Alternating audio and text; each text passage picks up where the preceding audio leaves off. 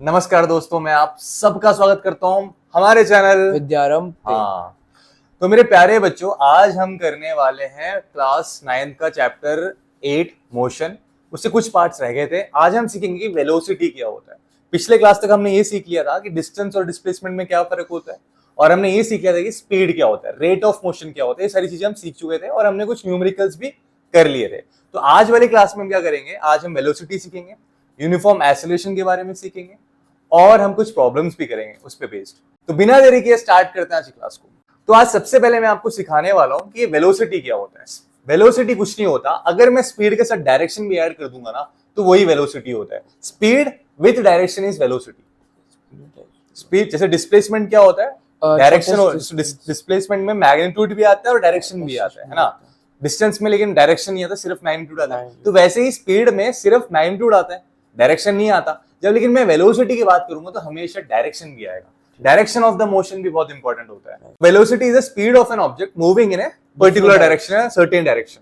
ठीक है, तो किसी भी ऑब्जेक्ट की वेलोसिटी जो होती है ना, वो यूनिफॉर्म भी हो सकता है, वो वेरी भी हो सकता है। अच्छा, मैं किसी भी ऑब्जेक्ट की वेलोसिटी को मैं कैसे चेंज कर सकता हूँ? क्योंकि वेलोसिटी तो दो चीज पे डिपेंडेंट है, एक डायरेक्शन पे भी डिपेंडेंट है और एक मैग्नीट्यूड पे भी डिपेंडेंट है। अगर मेरे को वेलोसिटी चेंज करना है तो मैं क्या चेंज करूंगा? डायरेक्शन ऑफ द मोशन या फिर उसकी स्पीड या मैग्नीट्यूड ऑफ द स्पीड या दोनों। हाँ, मतलब कि अगर मेरे को वेलोसिटी चेंज करना है तो या तो मैं सिर्फ डायरेक्शन बदल दूं, वेलोसिटी अपने आप बदल जाएगी। हाँ। या फिर अगर मैं मैग्नीट्यूड ऑफ द वेलोसिटी बदलूं तो भी मेरा जो वेलोसिटी है वो वेरी करेगा। और या फिर मैं दोनों ही बदलूं तो भी वेरी करेगा। मैं स्पीड भी बदल रहा हूँ, मैग्नीट्यूड भी बदल रहा हूँ और मैं डायरेक्शन भी बदल रहा हूँ, तो दोनों वेलोसिटी बदल जाएगी। और देखो, एवरेज स्पीड हमने पढ़ा ना, तो एवरेज स्पीड जैसा ही होता है एवरेज वेलोसिटी, कोई फर्क नहीं है, लेकिन एक डायरेक्शन आ जाता है उसमें। एवरेज स्पीड क्या था, अगर मैं एक नॉन यूनिफॉर्म मोशन के अंदर अगर मैं आगे बढ़ते जा रहा हूँ टाइम के साथ साथ, इक्वल इंटरवल ऑफ टाइम में अगर मैं नॉन यूनिफॉर्मली आगे बढ़ते जा रहा हूँ तो उसी को मैं बोलता था। उसमें फिर हमें क्या करना पड़ता था, एक पर्टिकुलर स्पीड तो मैं बोल नहीं सकता था उसमें। तो मेरे को एवरेज स्पीड निकालना पड़ा, total distance divide by total time taken. जो भी हमें टोटल डिस्टेंस में ट्रैवल करे और बाय हमने टाइम लिया, कितना टाइम लिया एक पॉइंट से एंड पॉइंट तक पहुंचने में, कितना टाइम लिया, अगर उसका मेरे को आ जाता है वैल्यू तो उसी को मैं क्या बोलता हूँ, एवरेज स्पीड। तो ये एक्चुअल नहीं होता, वेलोसिटी का भी यही होता है। वेलोसिटी का भी सेम ही होता है। लेकिन लेकिन लेकिन वेलोसिटी में एक और नई चीज आती है। अगर मेरी जो स्पीड हो रही है, मान ले कि समय के साथ साथ मेरी जो स्पीड है वो यूनिफॉर्मली इंक्रीज कर रही है। फॉर एग्जाम्पल, पहले मेरी गाड़ी की स्पीड थी 40 किलोमीटर पर आवर। ठीक है, 5 मिनट बाद, मान ले 5 मिनट बाद मेरी गाड़ी की स्पीड हो गई 50 किलोमीटर पर आवर। ठीक है, दोबारा 5 मिनट बाद देखूंगा मेरी गाड़ी की स्पीड हो गई मान ले 60 किलोमीटर पर आवर।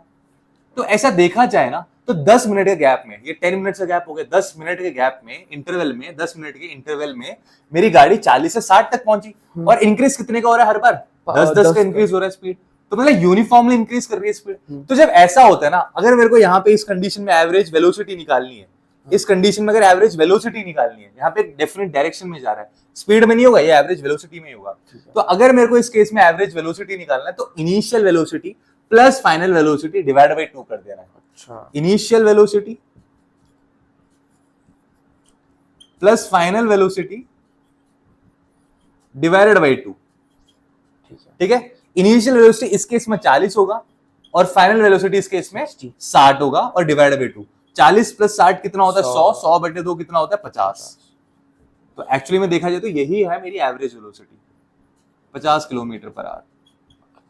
ऐसे निकालते हैं। तो एवरेज वेलोसिटी को ना मैं ऐसे v एवरेज करके शो करूंगा और यहाँ पे इनिशियल वेलोसिटी u हो जाएगा और फाइनल वेलोसिटी को पता है v लिखते हैं और ये डिवाइड बाय 2। और जैसे स्पीड की यूनिट होती है मीटर पर सेकंड, वेलोसिटी की भी यूनिट भी सेम होती है। मीटर पर सेकंड भी हो सकता है, सेंटीमीटर पर सेकंड भी हो सकता है, मीटर पर मिनट भी हो सकता है, किलोमीटर पर आवर भी हो सकता है। लेकिन अगर SI यूनिट पूछे, SI यूनिट, तो मीटर पर सेकंड होता है, या फिर इसको MS की पावर -1 भी बोल सकता है। तो मेरे प्यारे बच्चों, आपके स्क्रीन पे एक बहुत बढ़िया क्वेश्चन दिख रहा होगा, ये आपके एनसीईआरटी का ही है। मैं क्वेश्चन रीड करके सुनाता हूं। During an experiment a signal from spaceship reached the ground station in 5 minutes. What was the distance of the spaceship from the ground station? The signal travels at the speed of light that is 3 × 10⁸ metre per second. तो question ये कह रहा है कि एक spaceship से signal आया और ग्राउंड स्टेशन, स्पेसशिप ऊपर होता है ना, स्पेस में होता है, और ग्राउंड स्टेशन अर्थ पे होता है। तो वहां से एक सिग्नल आया और सिग्नल की स्पीड दे रखी है हमें, लाइट की स्पीड से ट्रैवल करता है। लाइट की स्पीड पता है कितनी होती है? 3 × 10⁸ मीटर पर सेकेंड होता है, राइट। अब मतलब कि तू 3 लाख किलोमीटर पर सेकंड, ऐसे भी हो सकता है 3 लाख किलोमीटर एक सेकंड में, 3 लाख किलोमीटर, उससे स्पीड वाली चीज है ही नहीं पूरी दुनिया में। और जो मेरा सिग्नल है ना वो 5 मिनट में पहुंच गया।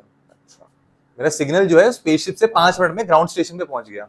तो अभी इन्होंने क्वेश्चन में पूछा व्हाट वाज द डिस्टेंस, तो मतलब क्या डिस्टेंस ट्रैवल किया होगा। देख मेरे को स्पीड दे दिया कि किस स्पीड से सिग्नल आया होगा, और मेरे को टाइम भी दे दिया कि 5 मिनट लगे पहुंचने के लिए, तो मेरे को डिस्टेंस पूछा है। इतना आसान क्वेश्चन, इससे आसान क्वेश्चन नहीं पूछ सकते आपसे।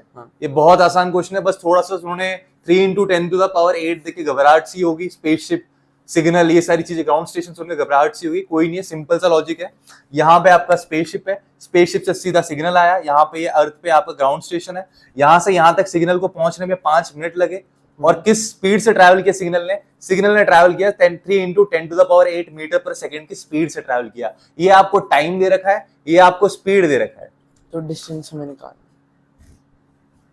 तो अभी हमें क्या बताना है कि यहां से लेके यहां तक का डिस्टेंस क्या है। इससे इजी क्वेश्चन क्या ही हो सकता है, क्योंकि हमें पता है डिस्टेंस किसके बराबर होता है। डिस्टेंस का फॉर्मूला पता है, स्पीड इनटू टाइम के बराबर होता है। Distance is equal to speed into time, speed into time. अब मैं बार बार स्पीड को ना स्पीड नहीं लिखूंगा, मैं v लिख दूंगा और टाइम को t लिखूंगा, समझ जाना।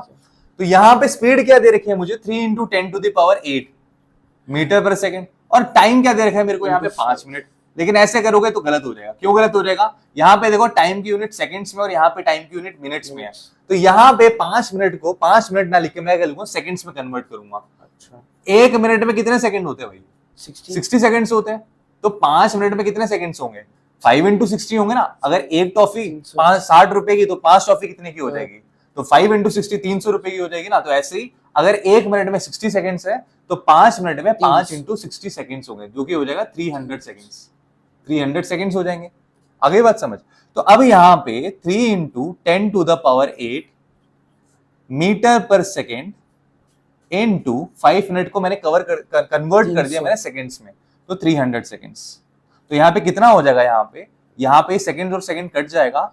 3 × 3 क्या होता है, 9 होता है। 9 × 10⁻10 10 की पावर, बिल्कुल, बहुत बढ़िया, वेरी गुड। 10⁻10 मीटर्स हो जाएगा डिस्टेंस। इतना डिस्टेंस उसने कवर किया है। 9 × 10⁻10 मीटर डिस्टेंस उसने कवर किया। तो यहाँ से ये जो स्पेसशिप था मेरा, और यहाँ पे जो मेरा ग्राउंड स्टेशन था, इन दोनों का बीच का डिस्टेंस मुझे मिल गया 9 × 10⁻10 मीटर्स, राइट। तो जो आपके स्क्रीन पे ना एग्जांपल 7.2 एक वर्ड प्रॉब्लम आ रहा होगा, अभी हम इसको सॉल्व करते हैं। बहुत आसान क्वेश्चन, आप खुद से भी ट्राई करके देखना। तो यहाँ पे क्वेश्चन क्या है कि the odometer of A car reads 2000 kilometre at the start of A trip and 2400 kilometre at the end of A trip. If the trip took 8 hours, calculate the average speed of the car in kilometers per hour and meters per second। तो question ये है कि मैंने car से एक journey start की, और car के ओडोमीटर में जब मैंने जर्नी स्टार्ट की तो 2000 किलोमीटर लिखा हुआ था। हाँ। और जब मेरी जर्नी एंड हुई तो ओडोमीटर में 2400 किलोमीटर लिखा हुआ था। 400 किलोमीटर कवर करे। सबसे पहले ओडोमीटर क्या होता है, सो जिसमें total distance covered by car आता है। हाँ, लिखा आता है, यस। मतलब गाड़ी ने 400 किलोमीटर कवर करा पूरी जर्नी में। हाँ, तो गाड़ी ने यहाँ से यहाँ तक पहुंचने में कितना कवर करा है भाई, 400 किलोमीटर कवर करा है। और क्वेश्चन में टाइम भी दे रखा है, मतलब यहाँ से यहाँ तक पहुंचने में मेरे को 8 घंटे लगे। कितने घंटे लगे, 8 घंटे लगे मेरे को 400 किलोमीटर कवर करने के लिए। तो अब आपको पता ही होगा कि अगर मेरे को 400 किलोमीटर कवर करना है तो मैं गाड़ी से सेम स्पीड पे तो गया ही नहीं होगा। गाड़ी की स्पीड तो चेंज होगी ना, रेड लाइट आएगा, बीच में कोई सामने कुत्ता आएगा, गाय आएगा, हम्प आएगा, मैं गाड़ी को स्लो करूंगा, कभी तेज करूंगा, खाली रोड मिलेगी तो गाड़ी की स्पीड सेम नहीं रहेगी। तो मैं कैसे बोल पाऊंगी भाई क्या स्पीड रही थी गाड़ी की, तो मैं नहीं बोल सकता यहाँ पे। तो इसलिए मेरे को यहाँ पे एवरेज निकालना पड़ेगा। एवरेज एक्चुअल में नहीं होता, एवरेज हम बताने के लिए कि यहाँ पे एक्चुअल में गाड़ी की स्पीड क्या, एक्चुअली नहीं, मतलब ऑन एन एवरेज क्या रही होगी गाड़ी की स्पीड, इसलिए हम एवरेज स्पीड निकालते हैं। तो यहाँ पे एवरेज स्पीड का फॉर्मूला क्या होता है भाई, total distance travelled by total time taken. Total distance travelled by total time taken. यहाँ पे डिस्टेंस कितना ट्रैवल कर रहा है भाई, 400 किलोमीटर ट्रैवल कर रहा है, और यहाँ पे टाइम कितना लग रहा है 400 किलोमीटर ट्रैवल करने के लिए, 8 घंटे टाइम लग रहा है। ऑलरेडी किलोमीटर पर आवर में तो कुछ करने की जरूरत नहीं है यहाँ पे हमें। तो 400/8 क्या होता है, 8 5 40 किलोमीटर पर आवर। तो इसका मतलब है मेरी एवरेज स्पीड है, ये एवरेज स्पीड है। इसका मतलब ये नहीं कि मैं पूरा 400 किलोमीटर 50 किलोमीटर पर आवर की स्पीड से गया था। 40 भी हो सकता है, 35 भी हो सकता है, 60 भी हो सकता है, 70 भी हो सकता है। ये एवरेज है, एवरेज। क्वेश्चन यहाँ पे खत्म नहीं हुआ। अब क्वेश्चन में ये भी बोला है कि इसको मीटर पर सेकंड में कन्वर्ट करो। तो सर हम इसको डायरेक्टली नहीं कर सकते ना, हमें पहले 400 किलोमीटर और 8 आवर को कन्वर्ट करना पड़ेगा ना। किसमें? अगर हमें मीटर पर सेकंड में करना है। करना पड़ेगा, लेकिन मैं एक और तरीका बताता हूँ जिससे कि बहुत इजीली ये क्वेश्चन सॉल्व हो जाएगा। वो तरीका क्या है, देखो अगर मेरे को किलोमीटर पर आवर में कुछ दे रखा है, मेरे को कोई भी चीज किलोमीटर पर आवर में दे रखी है और मुझे उसे मीटर पर सेकंड में कन्वर्ट करना है, तो मैं क्या करूंगा, किलोमीटर पर आवर में जो मेरे को दे रखा है ना, जो मेरे को दे रखा है उस चीज को मैं मल्टीप्लाई कर दूंगा किससे, 5/18 से। करने पे मेरे को मीटर पर सेकंड में आंसर मिल जाएगा, ठीक है। अच्छा। और अगर मेरे को कोई चीज मीटर पर सेकंड में दे रखा है और उसे किलोमीटर पर आवर में कन्वर्ट करना है मुझे, तो मैं क्या करूंगा, यहाँ पे मैं इस केस में क्या करूंगा, मीटर पर सेकंड को मैं 18/5 से मल्टीप्लाई कर दूंगा, तो मेरा आंसर किलोमीटर पर आवर में आ जाएगा। इस चीज को याद रख लोगे तो एक याद रख लो, दूसरा अपने आप ही इजी है याद करना। किलोमीटर पर आवर से अगर मीटर पर सेकंड पे जा रहा है, किलोमीटर बड़ा होता है, मीटर छोटा होता है, तो छोटा वाला नंबर ऊपर आना चाहिए, किलोमीटर पर आवर इंटू 5/18 होना चाहिए। अगर मैं किलोमीटर पर सेकंड से किलोमीटर पर आवर पे जा रहा हूं, मैं मीटर से बड़े यूनिट की तरफ जा रहा हूं, तो मेरे को क्या करना पड़ेगा, मीटर छोटा यूनिट है, बड़े यूनिट की तरफ जा रहा हूं, तो ऊपर बड़ा वाला नंबर आना चाहिए, 18/5 आना चाहिए। अब यहाँ पे मुझे क्या करना है, मीटर पर सेकंड में कन्वर्ट करना है। 50 किलोमीटर पर आवर को मैं मीटर पर सेकंड में कन्वर्ट करने से करूंगा, मैंने बोला कोई भी चीज किलोमीटर पर आवर में दी उसे कन्वर्ट करना है, तो उस नंबर को मुझे किलोमीटर पर आवर में 5/18 मल्टीप्लाई करना है, तो क्या हो जाएगा, मीटर पर सेकंड में आ जाएगा। अच्छा 50 इंटू 5/18 कैसे करूंगा मैं, 50 इंटू 5 होता है 250, और 250/18 करना पड़ेगा, कौन करेगा, मैं। हाँ तो कर। अब 18 1 जा 18 होता है, 70 आ गया, 18 4 जा 72 होता है, तो यहाँ पे 33 लिखना पड़ेगा, 18 3 जा 54 हो गया, 16 आ गया तो 0.160 आ जाएगा, और ये 13 और 160 आ जाएगा, तो 18 9 से कितना होता है, 89 से कितना होता है, 89 जा 156 156 होता है, 56 सॉरी, तो 18 9 जा 156 होता है, तो मैं यहाँ पे क्या करूंगा, मैं 9 लिख दूंगा, तो 13.9 मीटर पर सेकंड आ गया मेरा। 13.9 हाँ 9 करा तूने, दिखा कहाँ है 13.9, लिखा तो, ये तो 19 लिखा है तूने। 9 ये देखो बच्चों कैसे किया मेरे स्टूडेंट ने, देखो ये है इसका लेवल। क्या सर 19 से फालतू तो का इंसान होएगा, है, 19 से तो होएगा, 19 से होगा, 19 तो आएगा, डिवीजन करना आता है। हाँ, अरे नहीं मेरा 19 ही तो आएगा, अच्छा 19 आएगा, तो मतलब मैंने गलत लिखा है, नहीं 8 9 से 56, 8 9 से 56, सॉरी शिट 72। वाह यार क्या हो रहा है। तो मेरे प्यारे बच्चों, मैं आशा करता हूँ आपको एग्जाम्पल 7.2 बहुत आसानी से समझ आ गया होगा। बहुत इजी क्वेश्चन था, उसमें कुछ था नहीं, बस उसमें टफ ये था कन्वर्ट कैसे करना है। तो कन्वर्जन का मैंने आपको बता दिया ट्रिक, जिसका यूज करके आप इजीली कन्वर्ट कर सकते हो चीजों को। अब हम बढ़ते हैं अपने एग्जाम्पल 7.3 की तरफ। ये भी एक प्रॉब्लम है। तो क्वेश्चन क्या कहता है, Usha swims in a 90 metre long pool, 90 metre लंबा पूल है, उषा स्विम करती है। She covers 180 metre in 1 minute, तो 1 मिनट में वो 180 मीटर कवर कर लेती है। By swimming from one end to the other and back along the same path. Find the average speed and the average velocity of Usha. ठीक है, तो यहां पे मेरे प्यारे बच्चे पूल है, 90 मीटर लंबा पूल है। तो यहां पे कह रखा है कि जो उषा है, उषा जो है, ये उषा यहां से जाती है 90 मीटर जाती है और वापस घूम के यहां पे आ जाती है। तो 90 + 90 कितना हो गया भाई, 180। तो इस तरह से वो 180 मीटर कवर कर लेती है। और उसको कितना टाइम लगा ये करने में, 1 मिनट लगा। कितना टाइम लगा, टाइम कितना लगा, 1 मिनट, टाइम उसे लगा 1 मिनट। सर 180 करने में या फिर 90 करने में, 180 मीटर करने में उसे 1 मिनट लगा। अच्छा, तो अब इन्होंने पूछा कि एवरेज स्पीड क्या होगी, एवरेज स्पीड क्या होगी। तो एवरेज स्पीड, अब देख कॉमन सेंस वाली बात है, इतने जो गई है तो हर जगह तो सेम स्पीड नहीं रही होगी। जाके थक, स्विमिंग में थक भी तो जाते हैं ना, स्पीड बीच में स्लो हो जाती है, स्टार्टिंग में तेज होती है ना। तो हम यहाँ पे भी क्या निकालते हैं, एवरेज स्पीड ही निकाल सकते हैं, क्योंकि स्पीड तो नहीं है, हम पे तो नॉन यूनिफॉर्म स्पीड है ना, नॉन यूनिफॉर्म मोशन है ना ये तो एवरेज स्पीड यहाँ पे कैसे निकालेंगे, एवरेज स्पीड होगा आपको पता है टोटल डिस्टेंस अपॉन में टोटल टाइम। तो यहाँ पे टोटल डिस्टेंस वो 180 मीटर कवर कर रही है और टाइम 1 मिनट। 60 तो यहाँ पे 1 मिनट ना लिखे, क्योंकि मैं सेकंड्स में लिखूंगा, क्यों, मीटर के साथ सेकंड होता है, मीटर पर सेकंड होता है ऐसा यूनिट। तो मैं 1 मिनट = 60 सेकंड्स होता है, तो मैं यहाँ पे 60 सेकंड्स लिखूंगा। 0 0 कटा, 6 3 18, तो ये मेरे पास आ गया 3 मीटर पर सेकंड। इसका एवरेज स्पीड है, ये एवरेज स्पीड है 3 मीटर पर सेकंड। अब क्वेश्चन खत्म नहीं हो, क्वेश्चन में ये बोला है कि आप एवरेज वेलोसिटी भी निकालो। एवरेज वेलोसिटी कैसे निकालेंगे, एवरेज वेलोसिटी बराबर होता है किसके, सेम इसी के बराबर होता है, लेकिन टोटल डिस्टेंस नहीं, डिस्प्लेसमेंट आएगा। टोटल डिस्प्लेसमेंट अपॉन में टोटल टाइम, ये होता है एवरेज वेलोसिटी। हाँ। यहाँ पे डिस्प्लेसमेंट क्या है? डिस्प्लेसमेंट में तो भाई डायरेक्शन का यूज होता है, जीरो आएगी ना। यहाँ पे डिस्प्लेसमेंट जीरो हुआ। क्यों? क्योंकि ये 90 किलोमीटर, अगर मैं यहाँ अपने से राइट को पॉजिटिव मानता हूँ तो ये मेरा नेगेटिव हो जाता है। तो पहले ये राइट साइड में जाती तो पॉजिटिव 90, फिर ये वहां से लेफ्ट साइड को आती तो नेगेटिव 90, उल्टा आ रही है ना। डायरेक्शन मैटर करता है। अगर तू राइट साइड वाले डायरेक्शन को पॉजिटिव मान रहा है तो लेफ्ट साइड वाले डायरेक्शन को तो नेगेटिव मान। तो पहले प्लस 90 जाएगी, फिर वापस माइनस 90 आएगी, डिवाइडेड बाई टाइम। टाइम क्या? टाइम तो वही लग रहा है, टाइम तो वही है 1 मिनट या 60 सेकंड्स, लेकिन फर्क नहीं पड़ता टाइम कुछ भी हो, क्योंकि यहाँ पे ऊपर जीरो हो चुका है और मेरा आंसर भी जीरो आएगा। तो यहाँ पे एवरेज वेलोसिटी जीरो है। क्यों जीरो है यहाँ पे एवरेज वेलोसिटी? डिस्प्लेसमेंट जीरो है। डिस्प्लेसमेंट जीरो है, इसलिए मेरा एवरेज वेलोसिटी जीरो है यहाँ पे, 0 मीटर पर सेकेंड। मैं आशा करता हूं आपको ये दोनों क्वेश्चन बहुत अच्छे से समझ आ गए होंगे। तो यहाँ पे अभी हम एक नई फिजिकल क्वांटिटी के बारे में पढ़ेंगे। तो देखते हैं rate of change of velocity. हमने rate of change of motion देखा था। Rate of change of motion क्या होता है? स्पीड होती है। अब rate of change of speed या rate of change of velocity क्या होता है वो देखते हैं। अब rate of change of velocity कैसे निकालेंगे? सबसे पहले समझते हैं कि यूनिफॉर्म वेलोसिटी का मतलब क्या होता है। यूनिफॉर्म वेलोसिटी का मतलब होता है कि टाइम के साथ साथ अगर मेरी वेलोसिटी चेंज नहीं हो रही है तो उसको मैं यूनिफॉर्म वेलोसिटी बोलता हूँ। जैसे कि मेरी गाड़ी की स्पीड अभी 40 किलोमीटर प्रति घंटे पे चल रही है और मैंने देखा कि 2 मिनट बाद भी उसकी स्पीड 40 किलोमीटर पर आवर थी, 2 मिनट उसके भी 2 मिनट बाद भी 40 किलोमीटर पर आवर थी, उसके भी 2 मिनट बाद भी 40 किलोमीटर पर आवर थी।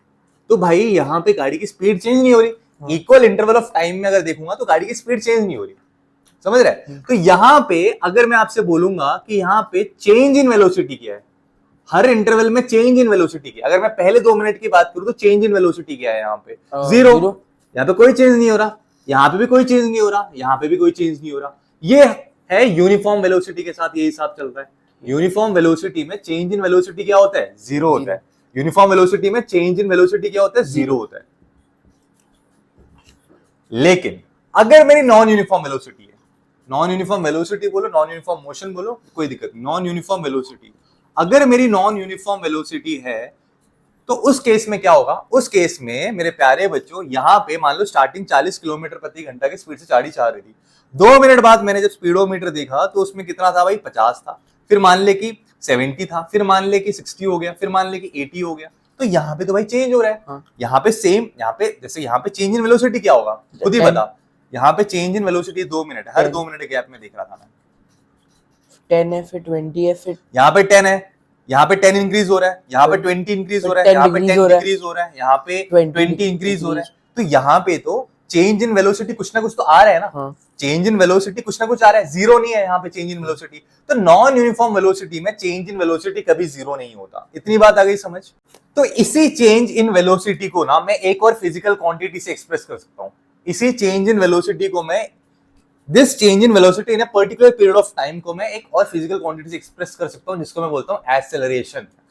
एक्सेलरेशन यही होता है rate of change of velocity. Acceleration ये होता है rate of change of velocity.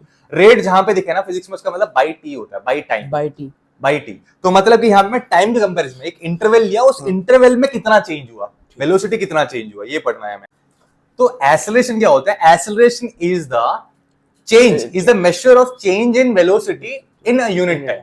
मैं यूनिट टाइम से कंपेयर करूंगा। यूनिट टाइम का मतलब क्या हुआ? यूनिट टाइम का मतलब 1 सेकेंड हो सकता है, 1 आवर हो सकता है, 1 मिनट हो सकता है। तो इसमें इस यूनिट टाइम में मेरी वेलोसिटी कहां से कहां चेंज हुई, उसी को बोलता हूं, उसी मेजरमेंट को मैं बोलता हूं एक्सेलरेशन। ठीक है?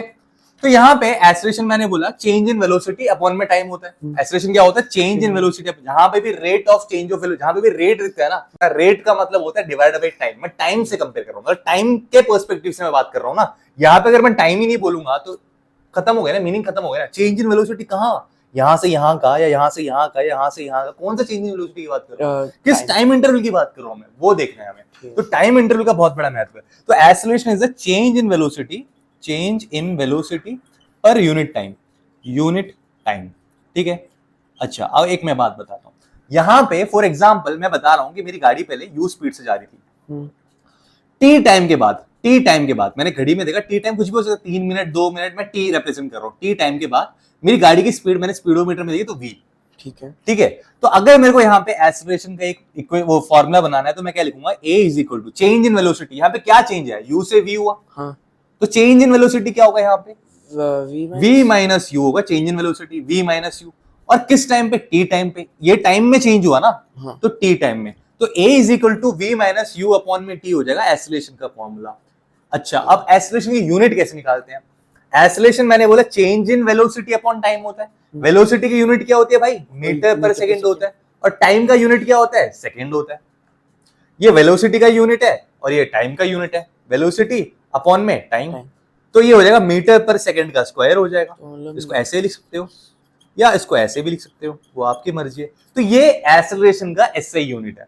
मैं आशा करता हूं इतना आपको अच्छे से समझ आ गया होगा। तो एसेलरेशन की बात जब करेंगे ना, तो एसेलरेशन में दो पॉइंट्स बहुत इंपॉर्टेंट है। सबसे पहला पॉइंट ये कि एसेलरेशन कब होता है? जब भी चेंज इन वेलोसिटी होता है ना टाइम के साथ, तब एसेलरेशन होता है। तो ऐसे मोशन को हम क्या कहते हैं? एसेलरेटेड मोशन कहते हैं। तो दूसरी चीज, हम ना एसेलरेशन को हमेशा पॉजिटिव मानते हैं अगर मेरा acceleration towards the direction of velocity है। मतलब जहां पे वेलोसिटी के, जैसे मैं गाड़ी चला रहा हूं, मैं स्पीड बढ़ाते जा रहा हूं, तो एसेलरेशन को मैं पॉजिटिव मानूंगा। अब मान ले मैं एसेलरेशन को नेगेटिव पता है कब लूंगा? जब वो opposite to the direction of velocity होगा। जैसे कि मान ले स्पीड बढ़ रही थी, गाड़ी की स्पीड बढ़ रही थी, मैंने एकदम से ब्रेक अप्लाई कर दिया, अच्छा, तो वहां पे उस केस में एसेलरेशन नेगेटिव हो जाएगा। ठीक है। दो केसेस बताए मैंने तो, या तो डायरेक्शन ऑफ वेलोसिटी का टाइम में पॉजिटिव होता है, opposite to direction of velocity हो, गाड़ी चल रही है, स्पीड बढ़ती जानी चाहिए, मैंने एकदम से ब्रेक अप्लाई किया तो उल्टा हो गया ना, माइनस आ गया ना। जैसे स्पीड 40 थी, अब 40 से मैंने एकदम से क्या करा? ब्रेक अप्लाई किया, 0 पे आ गई, तो यहाँ पे क्या हुआ? नेगेटिव हो गया। 40 से 0 चेंज इन वेलोसिटी, 40 था फिर 0 आ गया, तो यहाँ पे नेगेटिव एसेलरेशन हुआ है। और अगर यहाँ पे 40 है, 40 से 50 हो गया, तो उसका मतलब ये पॉजिटिव एसेलरेशन है। ये स्पीड है 40 kilometre per hour, 50 kilometre per hour, 40 kilometre per hour, 0 kilometre per hour, तो यहाँ पे पॉजिटिव होगा एसेलरेशन और यहाँ पे एसेलरेशन नेगेटिव होगा। इतनी बात आ गई समझ? अब एसेलरेशन ना दो टाइप के एसेलरेशन होते हैं। एक होता है यूनिफॉर्म एसेलरेशन, जैसे हमने यूनिफॉर्म वेलोसिटी पढ़ा, और नॉन यूनिफॉर्म वेलोसिटी पढ़ा। यूनिफॉर्म वेलोसिटी क्या था? अगर इक्वल डिस्टेंस कवर करता है इक्वल इंटरवल ऑफ टाइम में, तो वहां पे यूनिफॉर्म मोशन होता है, या फिर मैं बोल सकता हूँ यूनिफॉर्म स्पीड हो सकती है। तो ऐसे ही यहाँ पे अगर मैं यूनिफॉर्म एसेलरेशन की बात करूंगा, पहले यूनिफॉर्म एक्सेलरेशन,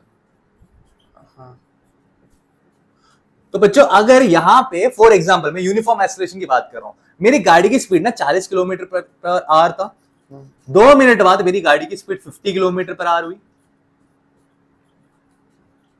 उसके अगले 2 मिनट बाद मैंने देखा गाड़ी की स्पीड 60 किलोमीटर पर आवर हुई, और फिर 70 किलोमीटर पर आवर हुई। तो यहां पे इसको मैं यूनिफॉर्म एसेलरेशन पता है क्यों बोलूंगा? इक्वल इंटरवल ऑफ टाइम में, इक्वल इंटरवल ऑफ टाइम में, इक्वल इंटरवल ऑफ टाइम का मतलब हर 2 मिनट में मेरी स्पीड जो है 10 ही बढ़ रही है। हर 2 मिनट में मेरी स्पीड जो है वो 10 किलोमीटर पर आवर का ही इंक्रीज हो रहा है। तो ऐसे चेंज इन वेलोसिटी को मैं क्या बोलता हूं? यूनिफॉर्म एसेलरेशन बोलता हूं। ऐसे rate of change of velocity क्या बोलता हूं मैं? यूनिफॉर्म एसेलरेशन बोलता हूं। क्योंकि यहाँ पे एसेलरेशन होता क्या? एसेलरेशन होता है rate of change of velocity upon rate of change of velocity, या फिर change of velocity per unit time. तो यहाँ पे तू देख ले, यहाँ पे क्या आएगा? इस वाले केस में 10/2 आएगा, चेंज इन वेलोसिटी अपॉन में टाइम। इस वाले केस में भी 10/2 आएगा, change in velocity upon time. इस वाले केस में भी वही आएगा, चेंज इन वेलोसिटी अपॉन में टाइम।